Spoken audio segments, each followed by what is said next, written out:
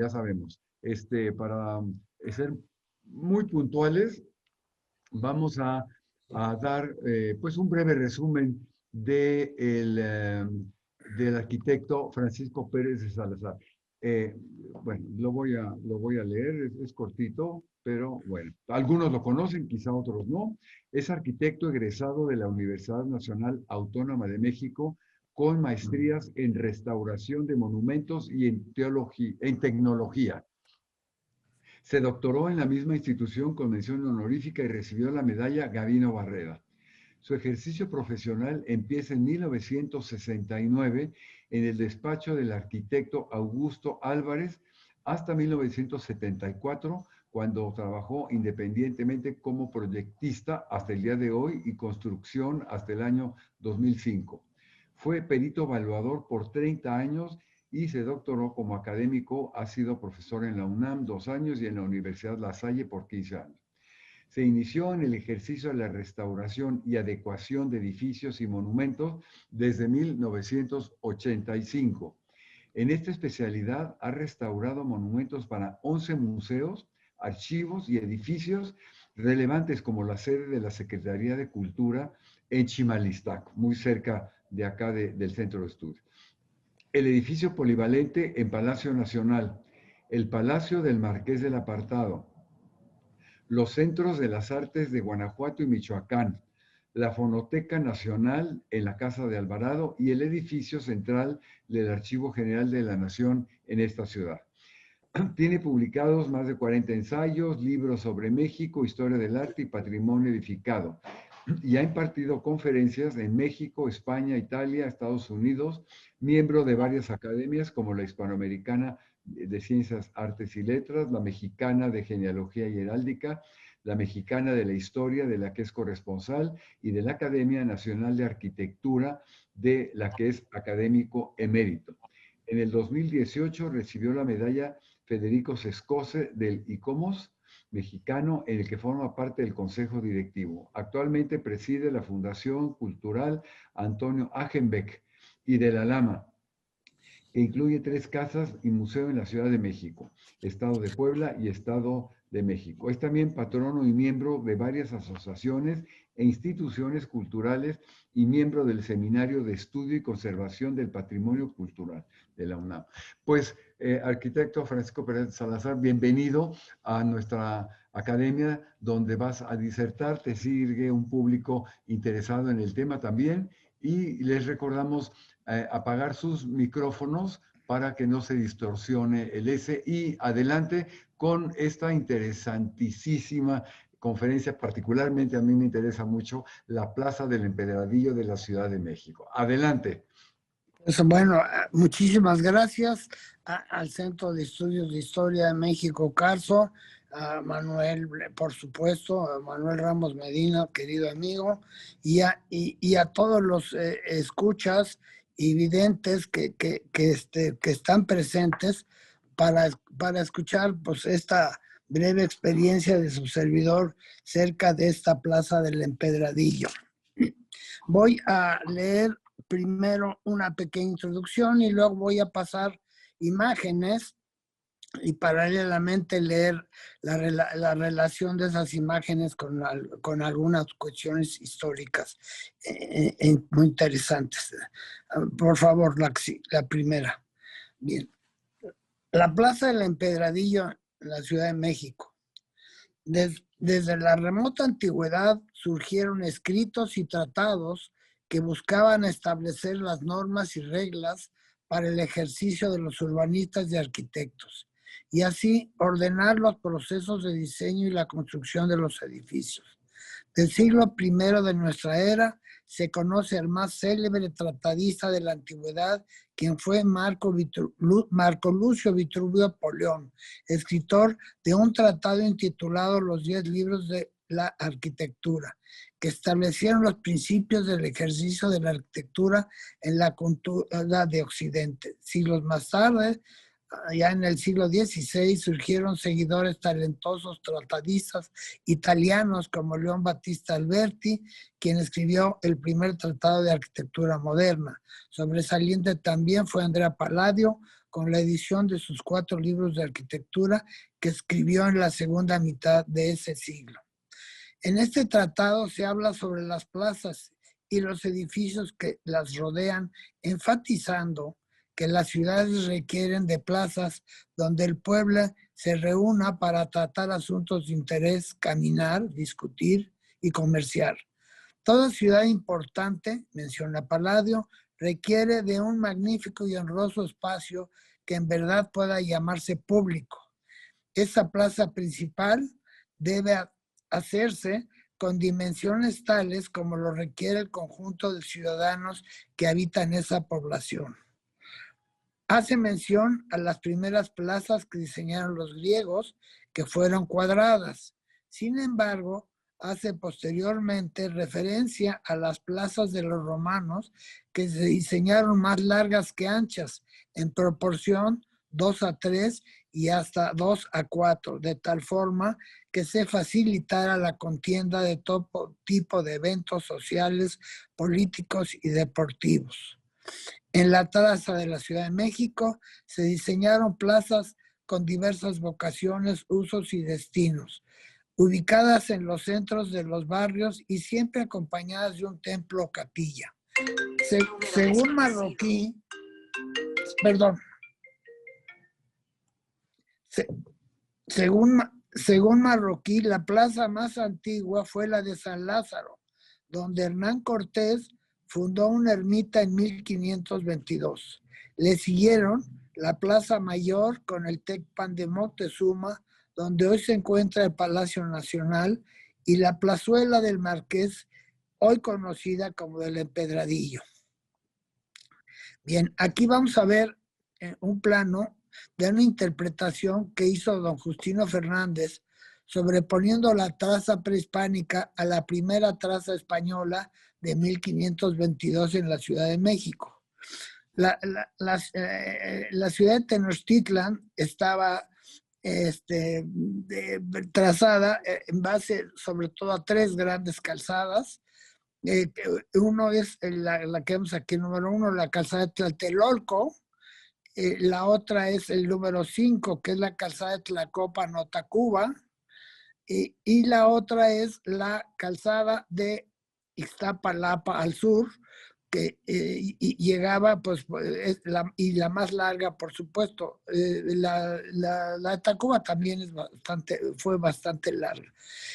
Y la otra que se ve del lado derecho es una calzada corta que llegaba a que se llamó Calzada de las Atarazanas, que corresponde a un pequeño fortín con agua en su interior, o sea, es como un gran estanque que permitía la entrada de los pequeños bergantines que mandó hacer Cortés en el río Zahuapan, en Tlaxcala, para precisamente la conquista de México. Pero en este caso se reservaban ahí porque también ellos presentían que podía haber algún ataque y tenían en este caso una ruta más de escape. Aquí en la plaza principal o plaza mayor, la plaza mayor está exactamente abajito del número 6. El 6 es más o menos el perfil de la plaza del Empedradillo, al costado poniente de la catedral. Y los otros números romanos corresponden uno al templo mayor, a los 2 grandes dioses Tlaloc y Huitzilopochtli. El 2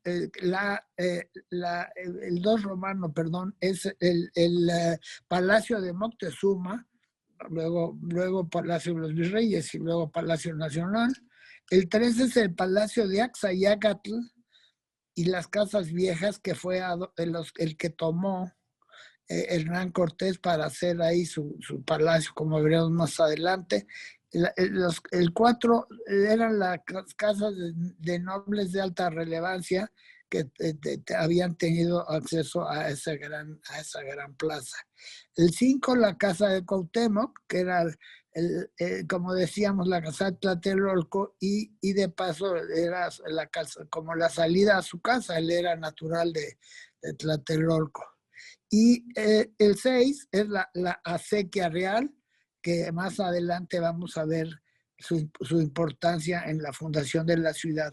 Arriba se aprecia otra acequia, que es la acequia del Carmen, que se llamó, que era, por ejemplo, la que delimitaba al norte el convento de Santo Domingo, donde los dominicos pues tenían sus suministros a pie de muelle en su propio convento.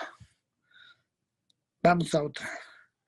Bien, este es uno de los planos más antiguos que se conocen, que es el plano precisamente de la Plaza Mayor, donde ya se menciona o se ubica la plazuela del Marqués.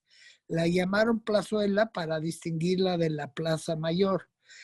Aquí la vemos en el número 1, la casa de Hernán Cortés 2 es el número 2, la iglesia catedral, que pues es un dibujo, simplemente una interpretación, y es la iglesia que aquí aparentemente tiene una puerta, pero es una puerta lateral de la nave de la iglesia, porque la puerta principal daba hacia el poniente, con el altar hacia el oriente, como era tradicional.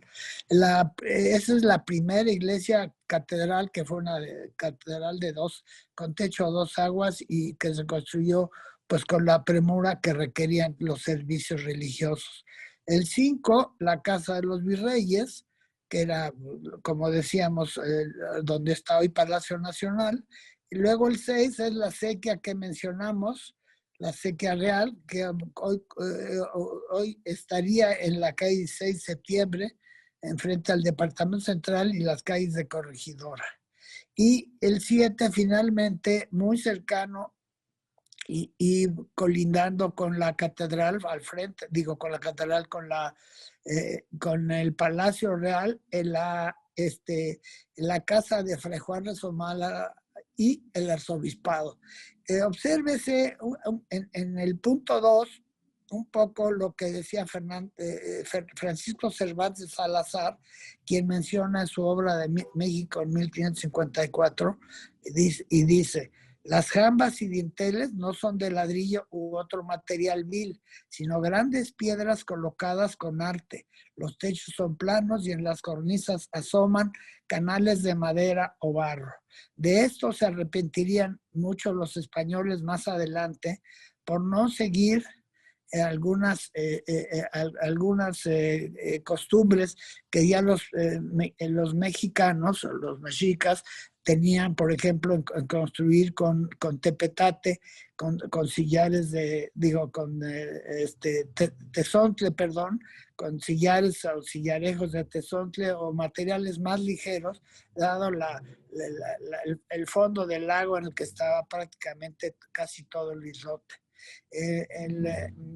Y el sentido también del dibujo, de cómo se hacen las crónicas, de toda la cuestión defensiva de estos primeros edificios, con pues almenas y por ahí algunas barbacanas y troneras, etcétera, ¿no? Y también, por supuesto, en este mismo Palacio de Cortés, véanse, ahí hay una especie ya de belvedere, que es un poco la costumbre o que había en ese momento en Italia, y que con sus nexos con Italia de Cortés también lo influenciaron a hacer esto, y luego hacer también una logia muy bonita en su palacio de Cuernavaca, la otra. Este plano, un poco posterior, también con una interpretación aparentemente diferente a la otra, pero simplemente es una interpretación más, digamos, más a escala, dentro de lo permisible, donde se ve en la parte superior central la plazuela del Marqués en rosa, y a su lado derecho, a su costado derecho, la vieja catedral. Y luego, por supuesto, este es el Palacio del Marqués, que del lado izquierdo de la superficie rosada, que es donde Cortés pretendió vivir, aunque no lo hizo. Creo estuvo más ocupado viajando, conquistando, y también en Cuernavaca o en sus ingenios, etcétera. Dicen que durmió alguna vez, pero nunca vivió ahí. Y luego aquí volvemos a ver ya los primeros, donde dice Plaza Mayor, abajito, dice, están los primeros cajones de venta, que eran unos cajones de madera, previos a otras construcciones más permanentes. Y la sequía real, que era, bueno,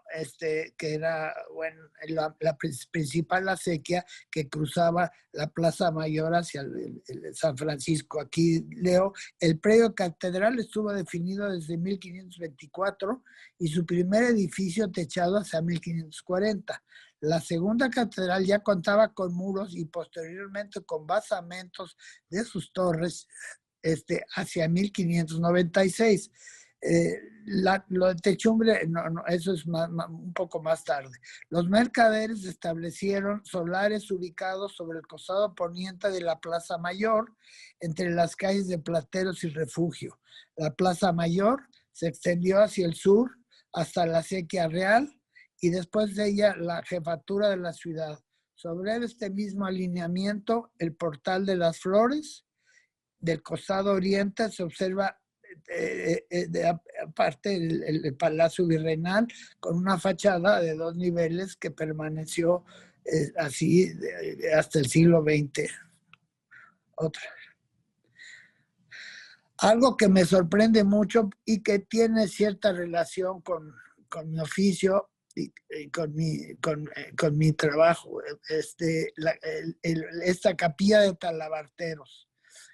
En esta plazuela, y un poco mordiendo la calle, porque bueno, no había una definición, existió una capilla de Talabarteros, que hacia 1600 se propuso para apoyar a los devotos de la Santa Cruz, quienes recibieron el apoyo de los talabarteros, fabricantes de sillas de montar, que comerciaban en los portales de la acera poniente de la plazuela del Marqués. Con el apoyo de artesanos se colocó una cruz de madera dorada y para protegerla se construyó inicialmente un basamento de vara y media de altura para desplantar ahí la construcción a base de 6 grandes columnas de piedra que soportaban un chapitel de madera de planta hexagonal, como se ve aquí en la lámina del lado derecho, el círculo rojo. Esa es la primera o la primitiva capilla de Talabarteros, para protegerla del agua. Sin embargo, esta devoción pues logró que muy rápidamente se cerrase la capilla y se instaló en ella también un colateral que se veneraba a San Dimas, patrón de los ladrones, que eso fue un poco luego la consecuencia de su desaparición. Fue así que la violencia generada por algunos de sus devotos originó que los vecinos solicitaran su demolición, que se llevó a cabo en 1824. Dicen que ahí llegaban algunos malosos a pedirle ayuda a su patrono San Dimas, pero que entre ellos había muchos muertes y asesinatos de revanchas, rencillas o competencia. Un poco lo que ahora pasa, pero en una cuestión muy reducida. La fiesta de esta capilla se festejaba cada 3 de mayo. De esa tradición se quedó la costumbre de las fiestas de los albañiles devotos de la Santa Cruz. Cuando yo descubrí esto, concluí ¿por qué tantos albañiles recargados en la reja poniente del atrio poniente de la catedral? Pues claro, es la vocación que tenían de ellos de presentar sus servicios en esa zona precisamente, en esa zona. Y me tocó ver pues ahí los maestros con sus cajas de herramientas y anunciándose como azulejero, marmolero, carpintero de obra negra, albañil, etcétera, etcétera, ¿no? La catedral fue dedicada el 22 de diciembre de 1667, cuando ya se habían concluido las bóvedas de la nave mayor, las del crucero y los muros laterales. Estas obras también conformaron el atrio, un cementerio, la barda perimetral que se replegó hacia el norte, 14 varas del atrio original. Abajo aquí está de nuevo, al fondo, en esta perspectiva, que hoy se llama la calle de Monte Piedad, antes era la calle del Empedradillo, está la capilla de Talabarteros, pero ya techada con su entrada precisamente por el sur. Bien, otra. Esta lámina presenta dos fotografías de planos que están datados en 1650 el A y en 1690 el B. En el plano A se presenta la catedral y el trazo de la barda rematada de arcos invertidos que marcó el espacio del atrio y concluyendo en su costado poniente contra la calle de las Escalerillas, hoy es la calle de Guatemala, y en su costado oriente contra el colegio del seminario. En ambos planos ya se presenta el nombre de Empedradillo, apenas se ve, pero aquí está una como elipse que marqué abajo, frente a lo que corresponde el Nacional Monte de Piedad. Anterior a la conquista existía un manantial en esta plaza que fue usado para las festividades de los aztecas para adorar al dios Huitzilopochtli. En este mismo lugar, al trazar la primitiva ciudad, recibió el nombre de Plazuela del Marqués por ubicarse frente al Palacio del Marqués del Valle de Oaxaca, quien se adjudicó el Palacio de Axayácatl, sucesor de Moctezuma I y padre de Cuauhtémoc, donde actualmente se ubica el edificio del Monte de Piedad, en la calle del mismo nombre, esquina con la avenida 5 de Mayo. Aunque el marqués nunca vivió en el palacio durante el siglo XVI, el nombre impuesto fue el del título del conquistador. En ocasiones también se le llamó Plaza Menor o Plaza de la Guardia, por los garitones y soldados de Hernán Cortés que tenían posiciones precisamente sobre esa calle. El nombre del Pedadillo le vino a principios del siglo XVII por ser la primera calle empedrada más formalmente. Hayan antecedentes más viejos de empedrados, pero este es como un empedrado ya mucho más profesional, llámese así, que se hizo en la Ciudad de México, que era un modelo, digamos, innovador y de mucho más calidad. En el plano B se presenta la catedral ya delimitada con su atrio y se traza en la calle del Empedradillo y la capilla de Talabarteros. Aquí se vuelve a ver, inclusive los letreros dice ahí muy claro, Empedradillo y Cruz de los Talabarteros. Y luego ya más adelante aparece aquí el Baratillo que era un mercado, es una construcción, ¿no? Ahorita vamos a ver que no solo tuvo ese nombre, y más adelante vamos a mencionar también la horca y la pila de agua. Y más adelante también, más abajo, lo que se llama la cárcel de Corte y el Real Palacio, ahí estaban las primeras cárceles. Y después, abajito de la letra B, el Palacio del Arzobispo o del Arzobispado. Bien, otra.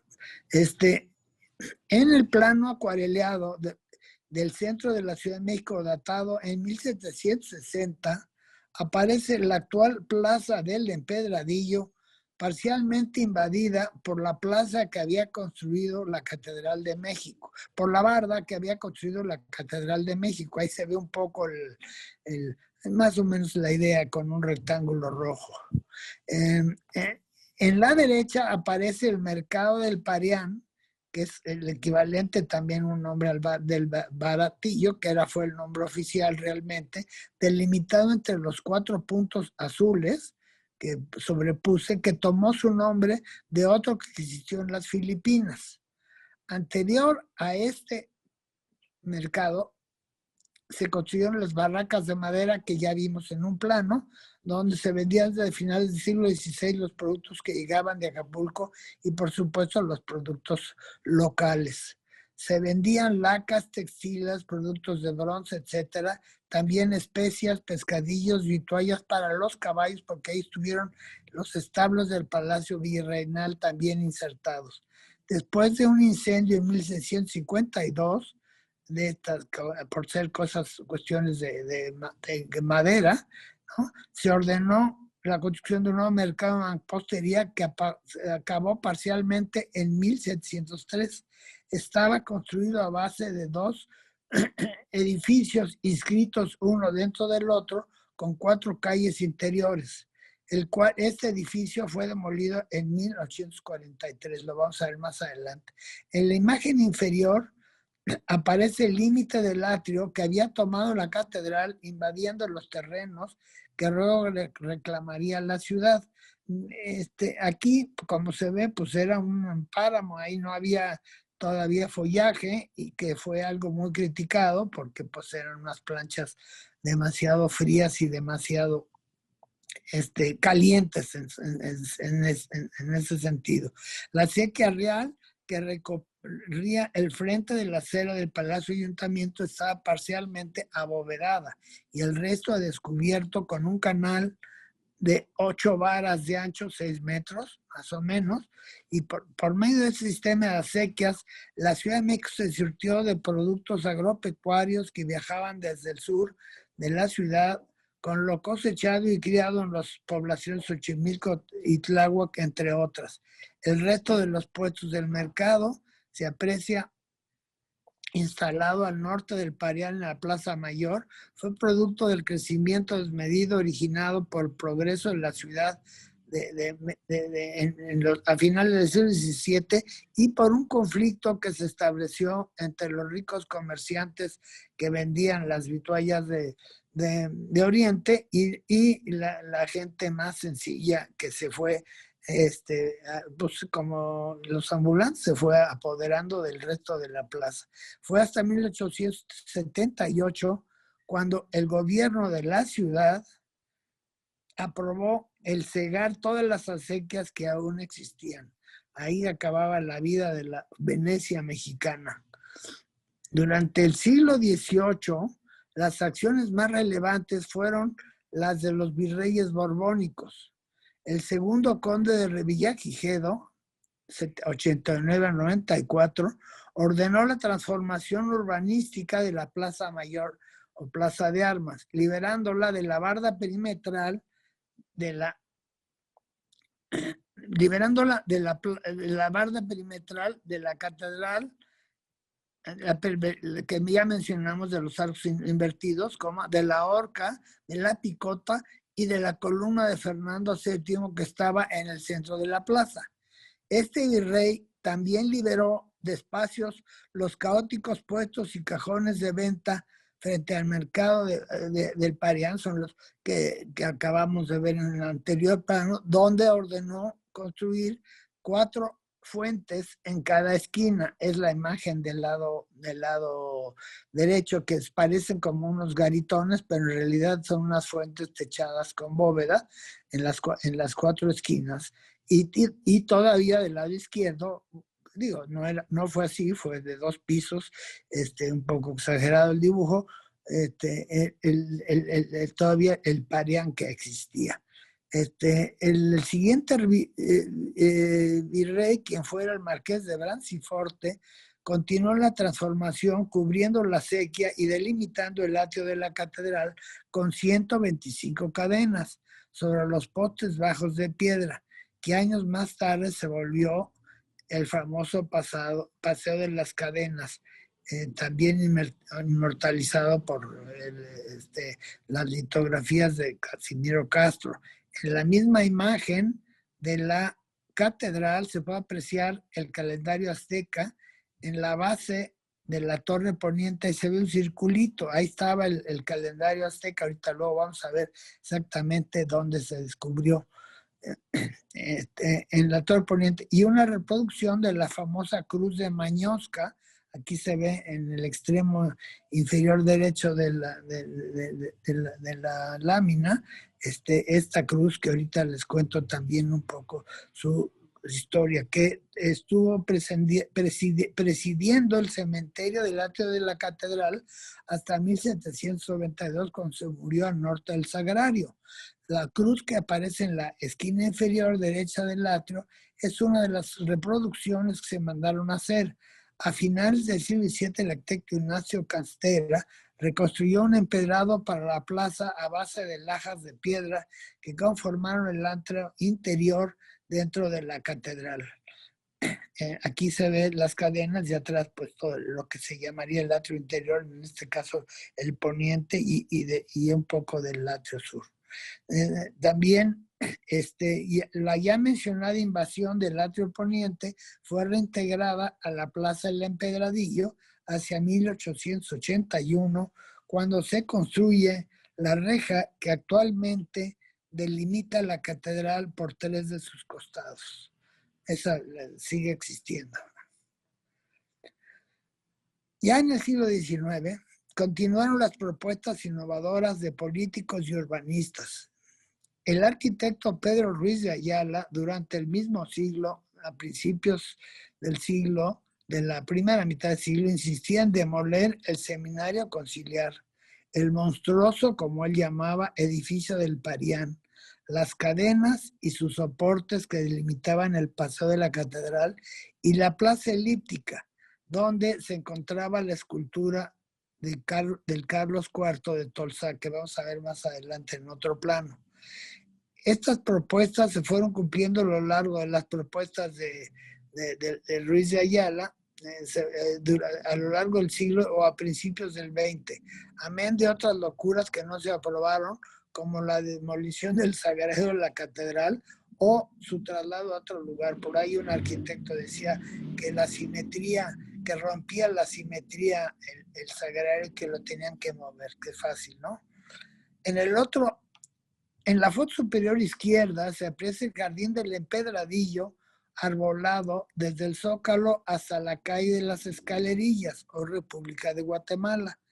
Esta calle se llamó de las Escalerillas por ser, desde el siglo XVI, el acceso a la catedral en sus primeros entrejes, que se construyeron del lado del costado norte. O sea, la catedral se empezó a construir de norte a sur, la catedral, la segunda catedral. La foto inferior corresponde a la vista de norte a sur del Empedradillo y la calle correspondiente. La foto del Zócalo representa también a la estación de tranvías anterior a la poda de árboles mencionada. Desde 1775, don Pedro Romero de Terreros, conde de Regla, funda el Sacro y Real Monte de Piedad de Ánimas, que en 1821, desde su primera sede, se cambia en forma definitiva al edificio que hoy conocemos, ubicado en la calle Monte de Piedad, anteriormente del Empedradillo. Ahora, con el nombre el Nacional Monte de Piedad, es una institución de asistencia privada regida por un patronato que pues es famoso en toda la actividad del centro, donde pues obviamente, sobre todo en las fiestas, los fines de año y los particulares gastos de las familias, han ayudado durante 2 siglos a las mismas a salir adelante con los empeños de sus ollitas o de sus propiedades. Bien, vamos aquí.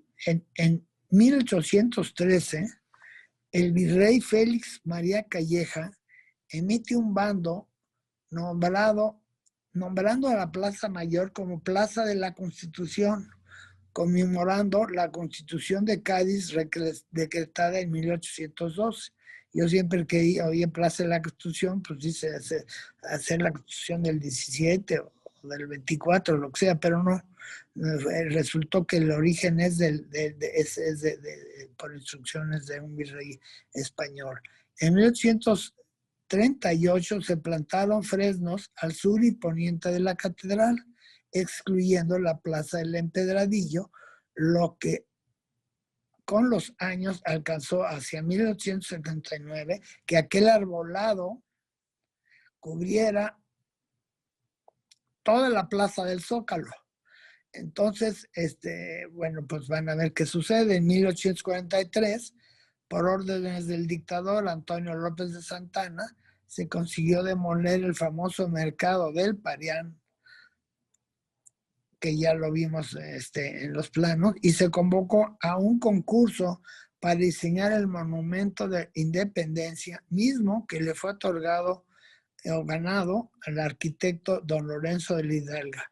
Se decidió ubicarlo en el centro de la plaza, siguiendo el cruce de los ejes de la puerta central de Catedral y de la correspondiente a Palacio Nacional. De este proyecto solo se construyó el basamento o zócalo también, de la columna, por lo que de ahí tomó por decisión popular el nombre de la Plaza del Zócalo o simplemente Zócalo. Bien, en 1867 se inauguró en el Zócalo un gran jardín con 4 fuentes. Aquí abajo apenas se ve el jardín del Zócalo, y al centro, bueno, donde hubo luego un kiosco, ahorita acabamos de mencionar, y se ven aquí en los 4 puntos cardinales 3 rueditas perfectamente simétricas al trazo, que eran unas fuentes. En 1868, 78, perdón, se instaló en el centro del jardín un kiosco importado de hierro prefabricado que donó don Antonio Escandón, precisamente quien donó también el monumento al descubridor, el descubridor de América, ¿no? Imagínense nada más la importancia de ese monumento. Ahora no sabemos dónde están los cuatro frailes que estaban sentados en los 4 puntos cardinales, y por supuesto la maravillosa escultura de Cristóbal Colón. En 1888 se ordenó una gran poda de frenos de eucaliptos sembrados en 1838, como ya dije, que por su altura y por frondosidad ocultaban visualmente las 3 fachadas de catedral. Aquí podemos ver, por ejemplo, en la foto de la izquierda, arriba, en la Plaza del Empedradillo, en el costado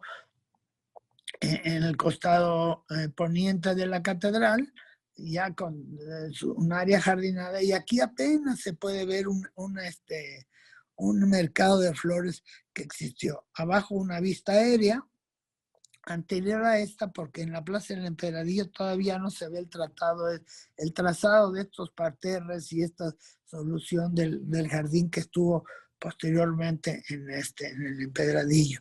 Y arriba vamos a ver el palacio que fue de Axayácatl después de Cortés, y después ya remodelado para el Nacional Monte de Piedad, que tiene una espectacular fachada y que en realidad eran 2 edificios. Si se fijan con detalle, son 3 niveles de un lado y 3 niveles de otro, pero los cornizamientos y altura de los entrepisos no son iguales de un lado y del otro. Bien, y luego en el plano de abajo, pues ahí ven la Plaza del Empedradillo jardinada, el frente del atrio sur de la catedral, y lo que quedaba del atrio, digamos, bueno, era el atrio oriente de la catedral y parte de la plaza que hoy le llamamos la Plaza del Seminario. Otra. Bueno, este plano, aunque me voy un poquito para atrás, pero es del mismo siglo, está fechado en 1805 y representa la plaza elíptica que ordenó el virrey en turno para el programa El Rey de España en 1778, Carlos IV. Por la premura se instaló un modelo de madera que tuvo una efímera permanencia de 2 años. Se contrató al ilustre arquitecto valenciano Manuel Tolsá para que esculpiera y vaciara la escultura que permanece desde el 7 de mayo desde el 7 de mayo de 1975 en la Plaza Tolsá que ustedes conocen. Esta escultura se inaugura en el centro de la Plaza Elíptica en diciembre de 1803, donde permaneció hasta 1824. Por obvias razones, por la consolidación de la independencia de México. Sí, y se trasladó entonces, por su alto valor artístico, al patio de la Universidad de México, que en el mismo año, ese mismo año, y permaneció ahí hasta 1852. De ahí fue trasladada a su tercera ubicación, en la primera glorieta del Paseo de la Reforma, la glorieta del Caballito, donde está esta escultura de Sebastián, una mega escultura de Sebastián, que curiosamente es también un tiro de ventilación precisamente de los túneles del metro. Hay, bueno, entonces decíamos su tercera ubicación, la primera, ahorita donde permaneció 125 años. Luego, elipse que circundaba la plaza, ver el grabado de abajo, conservó 4 fuentes en sus 4 esquinas, que aquí no aparecen en el grabado, pero estaban las mismas que ya vimos anteriormente. Exteriores. Y cuando se retira la escultura, se decide reciclar la gran balaustrada para integrarla a la mayoría de las bancas de cantera labrada que hoy disfrutamos en el Paseo de la Reforma. Es interesante mencionar que en la ubicación de la catedral se presentan 2 líneas que la circundan por su perímetro, donde la interior, bueno, casi no se ve punteada, se ve primero una exterior perimetral por 3 costados de la catedral, que en este caso no se representa del lado oriente rematando contra el seminario, sino se voltea hacia el poniente. Y luego y lo demás es un pequeño basamento que es un poco la muestra del hundimiento de la catedral, porque había un cierto desnivel de la placita o basamento concéntrico más cercano a la catedral que el del exterior. Es interesante, ya lo dije, lo de las líneas concéntricas. El grabado, para terminar esta lámina, de Rafael Jiménez y Planes, 1797, representa la obra completa de la Plaza Elíptica con sus 4 puertas, que fue ordenada por el virrey marqués de Branciforte. La que sigue. El monumento ipsográfico. Vicente Rivá Palacio, editor de la tendencia liberal de diversos periódicos, puso en marcha una iniciativa para erigir el monumento en 1987, este monumento, 1977, que se completó en el 81 y colocó frente a la catedral y al Palacio Nacional, cerca de donde comienza la calle de Moneda. La estatua se trasladó a su ubicación actual en la Plaza del Empedradillo en 1925. El monumento también corresponde al kilómetro 0 de México, un estándar de medida para todas las empresas cartográficas desde esos días. En la foto superior se aprecia la posición original del monumento isográfico, como se ubicó en el cruce de dos ejes, latitud norte 19 grados 3 minutos, 26 minutos 3 segundos, y la otra es la longitud el oeste 99 grados 8 minutos y un. Desde el cruce de ambas coordenadas, lo vamos a ver en un plano, en el epílogo, partía la medida del kilómetro cero y de las distancias de la Ciudad de México con los diversos puntos importantes del país. Observes el Palacio Nacional, aún con sus dos niveles, y el monumento ipsográfico en su primera ubicación, según el grabado que vemos aquí abajo, donde tenía una reja y 4 farolas. Que está acá, el monumento es el mismo, pero lo demás sí se eliminó. En la parte inferior de la litografía que decíamos, y en la derecha es el monumento después de la restauración del año 2003. Vamos a la que sigue. Bueno, es interesante el monumento ipsográfico. Este es un levantamiento que hicimos durante unos trabajos en la plaza. Dice, dedicado a Enrico Martínez, Heinrich Martin, científico alemán quien pasó en 1589 a la Nueva España con el título de cosmógrafo real para trabajar en el desagüe del Valle de México. El monumento se erigió en 1878 bajo la escultura, el diseño del escultor Miguel Noreña, para la Plaza del Seminario, como ya dijimos. Con los indicadores, aquí está precisamente los niveles de los lagos que está en la fachada sur. Aquí dice el lago de Xochimilco, lago de San Cristóbal, lago de Zumpango y lago de Tlalocan. Y también las medidas oficiales a donde se presentaban en este monumento los notarios con los diversos comerciantes o trabajadores profesionales que usaban las medidas en sus reglas de metal o de madera, que eran certificadas por los notarios. Aquí se ve muy, en uno de esos, se ve la yarda, en otro se ve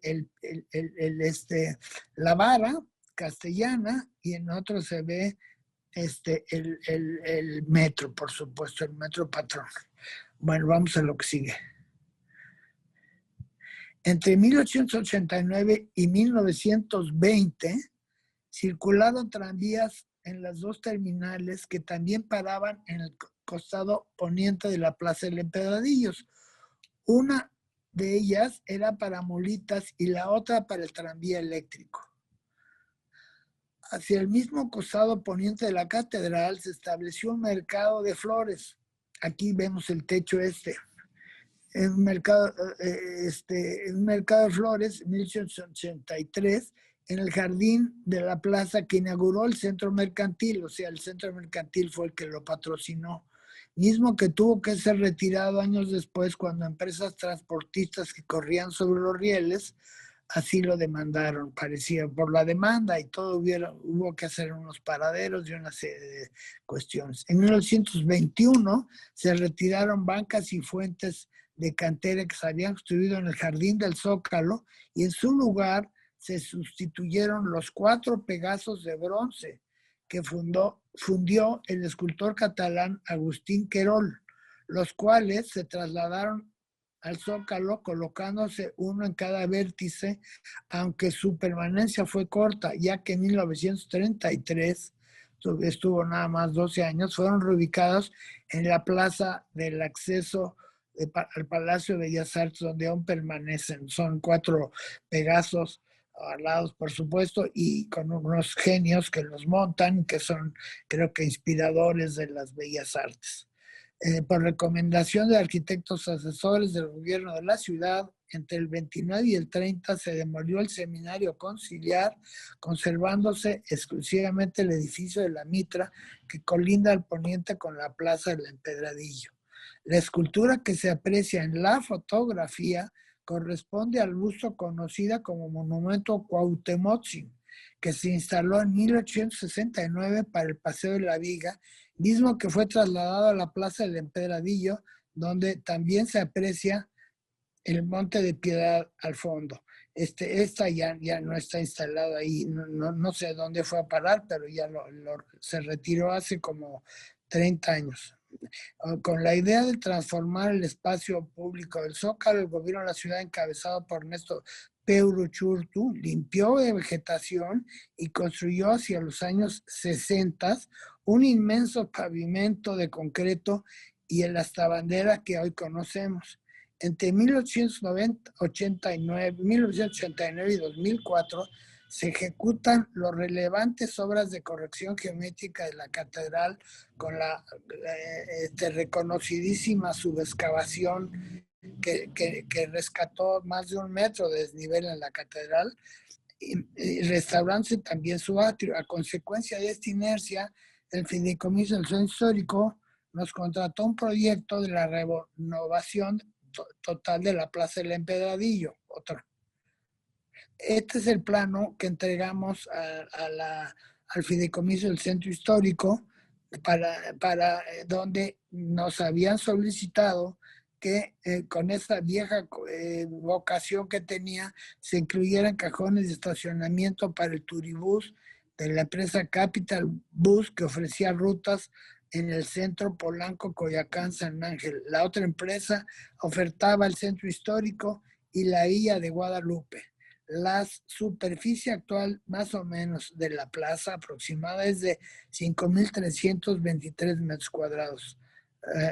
Y siguen llamando la Plaza del Empedradillo, pero no es digamos, un vox populi este nombre, simplemente es un jardín que la gente pasa yo no he oído que mucha gente diga nos vemos en la Plaza del Empedradillo, pero en la nomenclatura seguía hasta hace 10 años, no sé si hoy ya le cambiaron. Y la Villa de Guadalupe, la superficie de la plaza, como les dije, fue de estos 5.323, colinda al norte con la calle de Guatemala, antes Escalerillas, al sur con la Plaza de la Constitución o Zócalo, al oriente con la Catedral Metropolitana y al poniente con la calle Monte de Piedad y el edificio del mismo nombre. Sí, otra.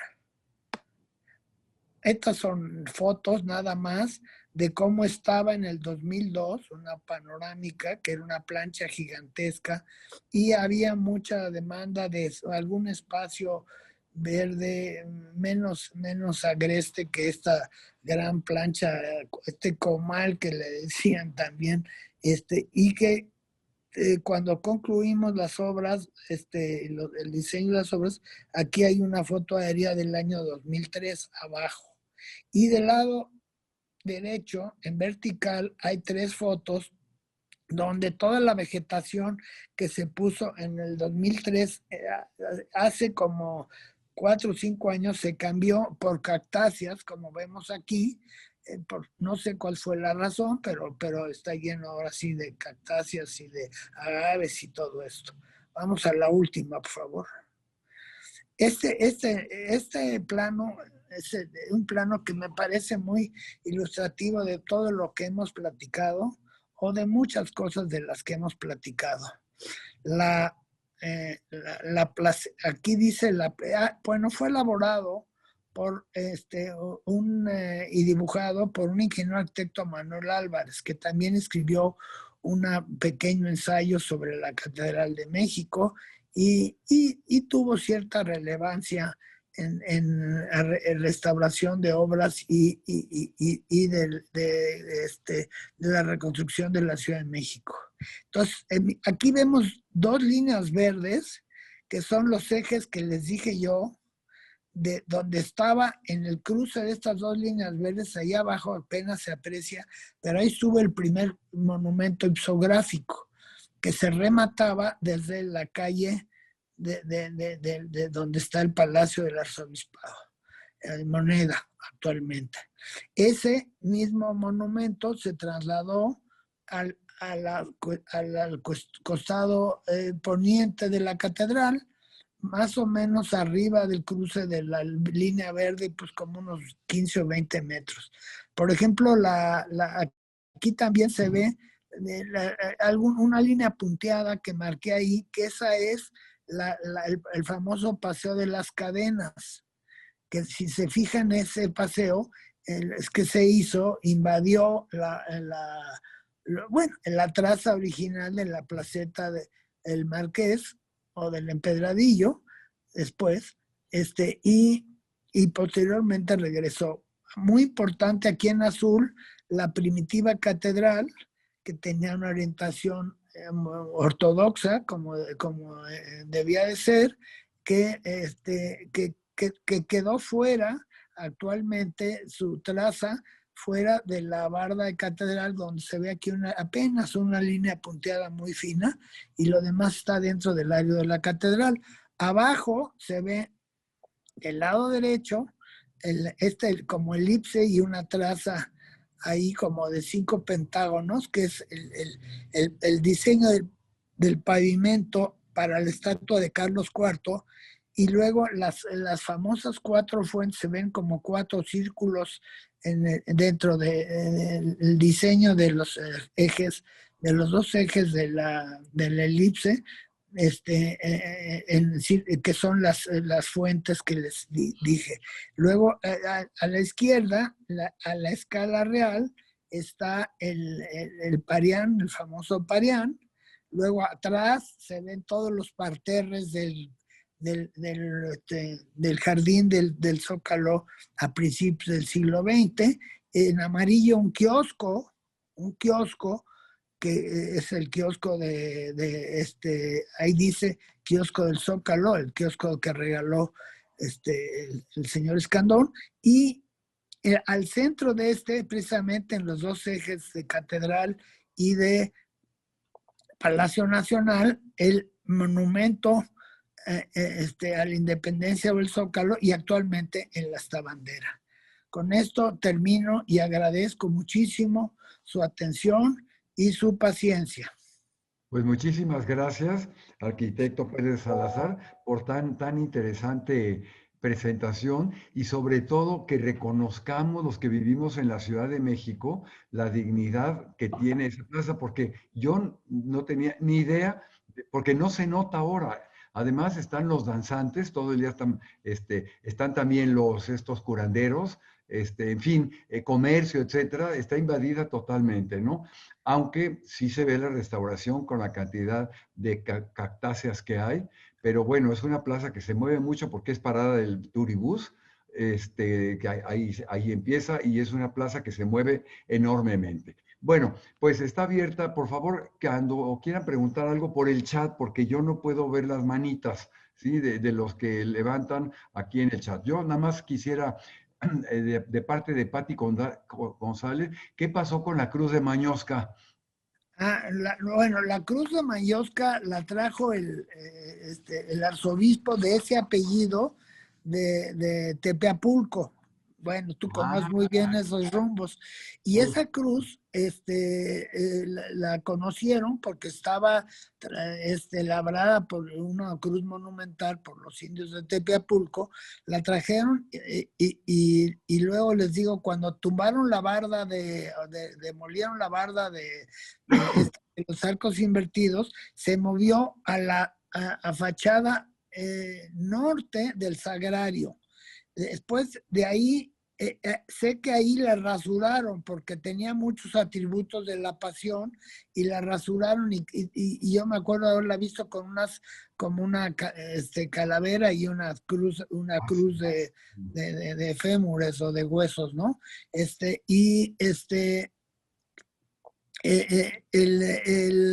Y luego las reproducciones, pues todavía hay algunas de ellas que son de otra piedra colorada de otra zona, pero la cruz, la original, francamente no sé, yo creo que no está ahí. No, ya no. Las que están ahí son copias. Ah, ya. Bueno, Elizabeth comenta, dice, la doctora Patricia Galeana refiere que la Plaza de la Constitución recibió ese nombre por la Constitución de Cádiz, como usted ha dicho, y que se le conoció popularmente como la Pepa. Ah, bueno, pues sí. Bueno, felicitaciones, desde luego. ¿Se sabe qué pasó con las rejas de la elipse de la Plaza Mayor de Tolsa?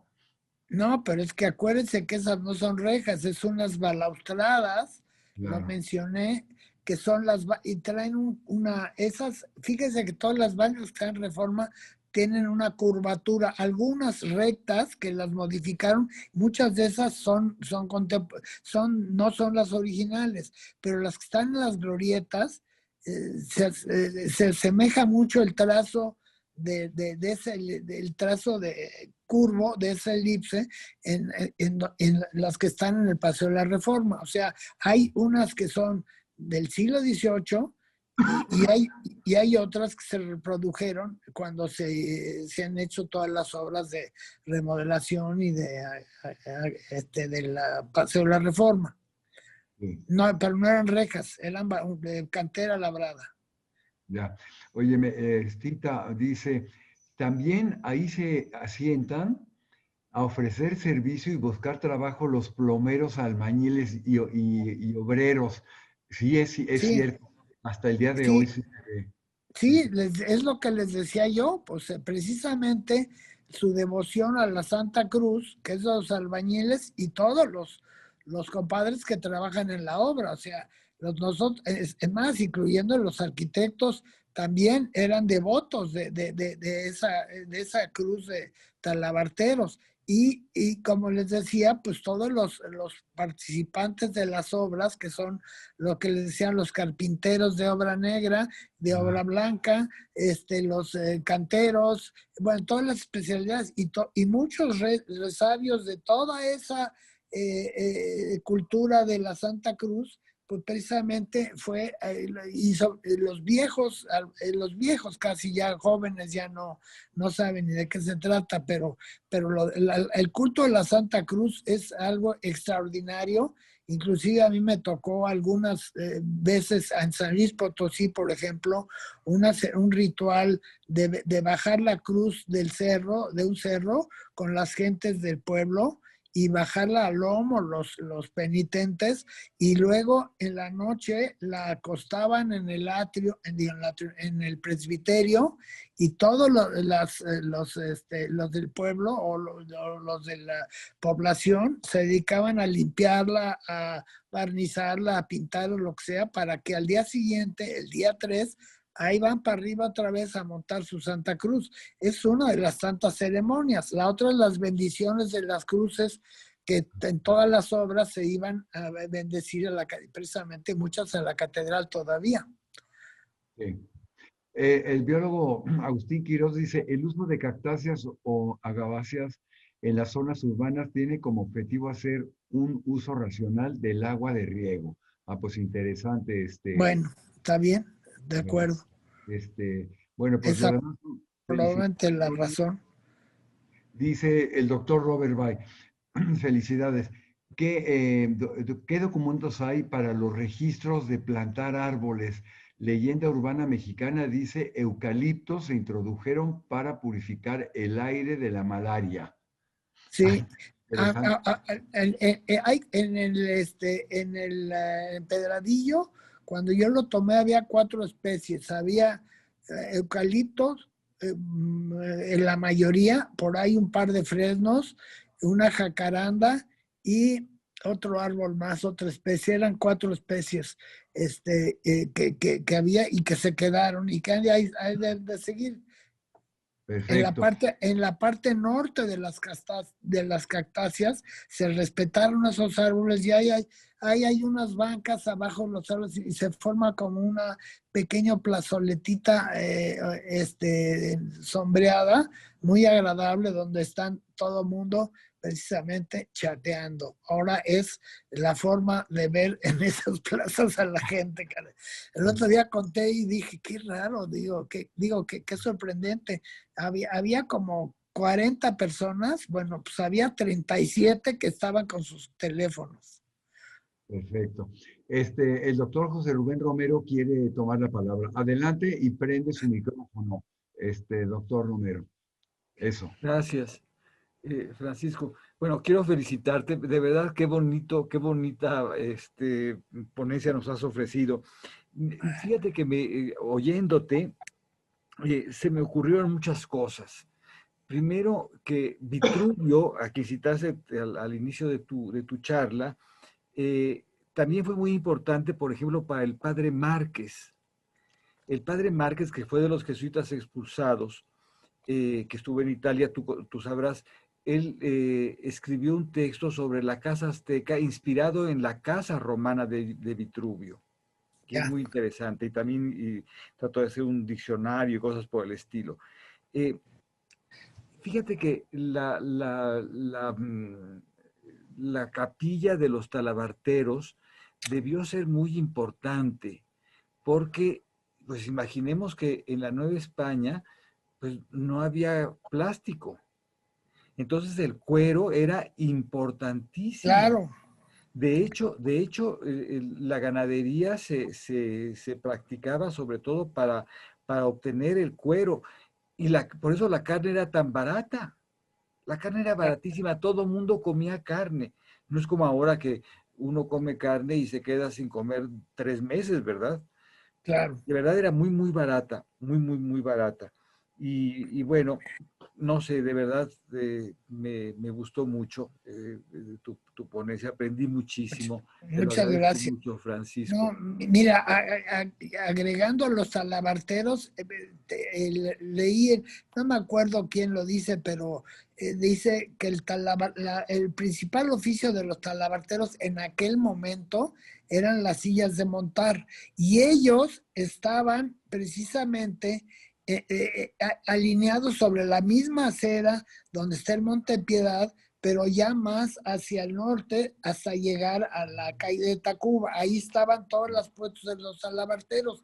También la catedral trajo a muchos también cofradías y vocaciones también de, por ejemplo, los hereros, que también tuvieron mucha participación ahí. Sí. Ujú. Y luego, pues también cuando me tocó, luego más adelante ver la restauración que se hizo también digo, la restauración, el arreglo del pavimento, que fue una cuestión muy valiente porque era levantar todo el pavimento y hacer obra que los políticos no querían hacer pues porque no se veía, era lo de abajo, que era arreglar los drenajes y arreglar todas las redes de ductos de telefonía y de luz y de todo. Entonces, todas estas experiencias, por ejemplo, ahí apareció parte de un templo Hécat en la calle de Guatemala, ¿no? Y bueno, y también volviendo a la capilla de Talabarteros, pues sí, obviamente fue muy importante porque tenía muchísimos devotos, o sea, la ciudad estaba en auge, había grandes construcciones y había pues gran cantidad de albañiles, de arquitectos, ¿no? Que estaban precisamente con su vocación hacia la Santa Cruz. Muy bien. Muchísimas gracias, Hay, Francisco. hay De dos nada. comentarios últimos, uno de Patti González, que dice, Francis Alice, artista contemporáneo, alguna vez se puso junto a las personas que ofrece sus trabajos. Por cierto, se fue a vivir al centro, a la Plaza de Santa Catarina. Qué valiente, ¿verdad? Porque la Plaza de Santa Catarina está, bueno. Y por último, el doctor Javier García Luengo, desde Madrid, dice millones de enhorabuenas por insertar de forma tan óptica la técnica arquitectónica con la historia y su calidez al abordarlo. Comenzaba citando a Vitruvio. En cierto sentido, esta plaza no ha perdido ese sentido.